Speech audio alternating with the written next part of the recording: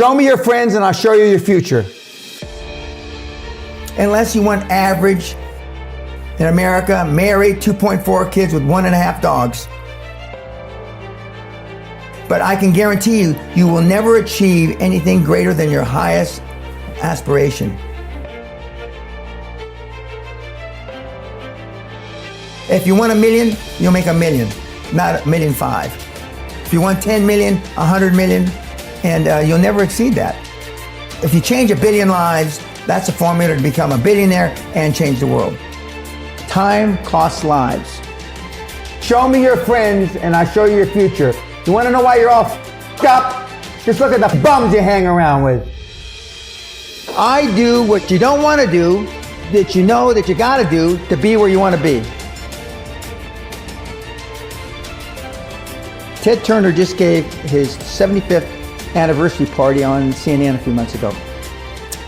And he makes a couple of comments and he says, number one, and I'm not suggesting this for everybody, it's how I live though. First 10 years of my starting CNN, I slept on my couch. I didn't have an apartment. Bill Gates slept in the office. Steve Jobs slept in the office. And I can go down a whole list. Now these are super successful, mega wealthy guys. I slept in my office. Not everybody's willing to make that sacrifice. But it's not the only thing. But even if you don't sleep in your office, if you want to send your kids to a better school, if you want to be able to take care of your mother when she gets dementia, if you want to, this all takes money. My children aren't getting any of my money when I die. Not one centavo, not one penny. And 2 of my kids are cool with it. One of them's not so cool with it.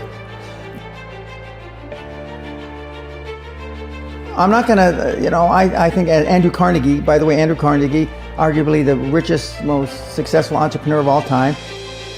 He said the best thing that you can have for a child is him to be born into poverty. And I agree.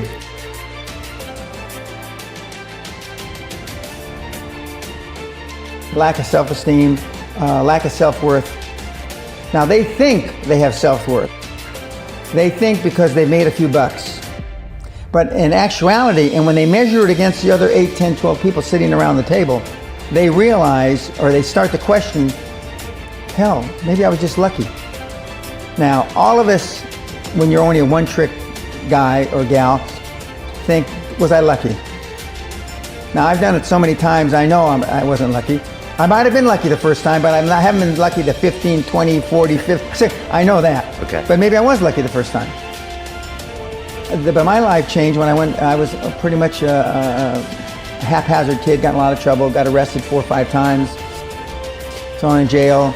And this is when my dad is a cop.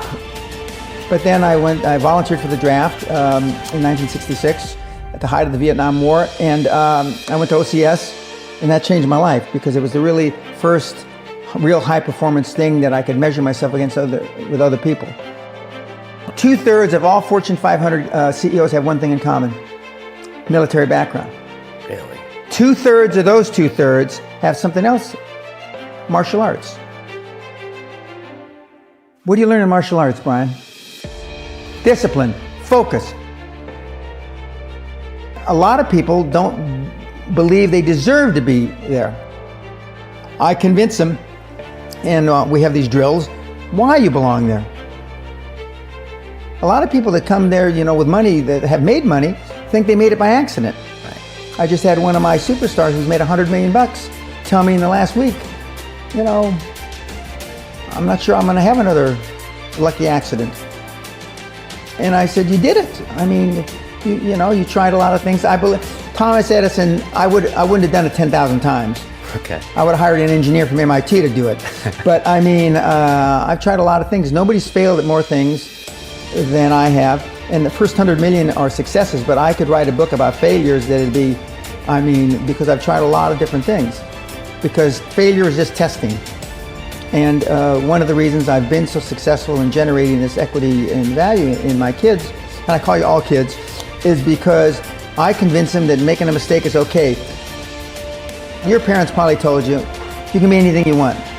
But you can't. That's horseshit. You can't. If it's all juxtaposed. So, but what you tell them is that you can do anything you want that you have passion for, because that eliminates most of the crap. Because most people don't follow their dream. You know, like they say in The Sound of Music, you can't have a dream come true unless you have a dream. Now, I still dream. I dream in Technicolor. I say my affirmations and goals every single night. It's bloody hard to be a high-performance person. Perfection equals paralysis. If you left it to engineers, no car would ever come off the assembly line. No car would ever come off the assembly line, and I've been in business with enough engineers, I can attest to that with my hand on my heart. They'd still be trying to make it better. And the internet business is very much the same. The internet kids want to test and test and test, and they want the landing page to be this, and roll it out. The great thing about the internet is your results are instantaneous. If something that I'm overseeing at Concord level, 60,000 feet, doesn't work in 2 days, forget about it, move on. And today at our meeting, now the young kids are, we ran it 3 days, sir, and we closed it down. And they are thinking I'm going to ask why. I said, no, that's fine, next. Because without them making mistakes and without them being allowed to make the decision, they never get any better. And 95% of the time, I know probably better than they do. We're never going to be able to know everything or have them know everything unless they make some mistakes and get comfortable with making mistakes. What gets measured gets accomplished. Without measurement, you're just fooling yourself. Before I had any money, I used to go to the Rolls-Royce dealers and sit in the cars and smell the leather, touch the leather, okay? I went to $1 million houses. And my wife and I would walk through the house and they'd say, when are your parents getting here, kids? No, we are the buyers. Practice within when you're without. Practice being successful. How many people listening to this today practice being successful today? It's through affirmations, through going to the Rolls-Royce dealer, maybe Lamborghini, maybe something else. Right. In my particular case, it was Rolls-Royce. And within a year of me going to the Rolls-Royce dealer, I had a Rolls.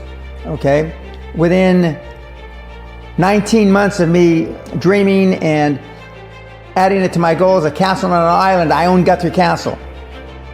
19 months. Okay. Go to stores you can't afford. Go hire lawyers you can't afford. Lawyers will meet with anybody. Accountants will meet with anybody.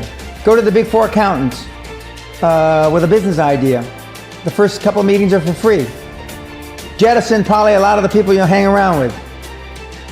If you have poor public speaking skills, join Toastmasters. Do these.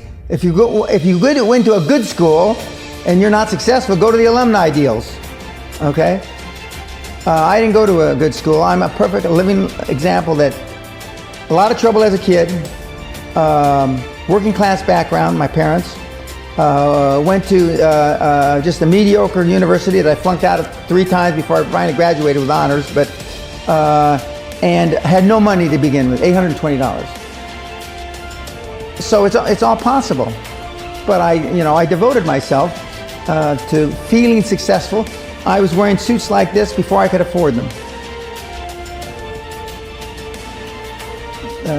Most people procrastinate because they're unsure, so just do it.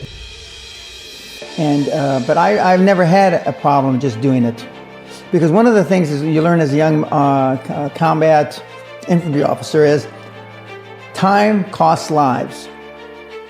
We overanalyze because we're unsure. We don't overanalyze because we are not sure if it'll work or not. We're more worried about, on the emotional side, it embarrassing us.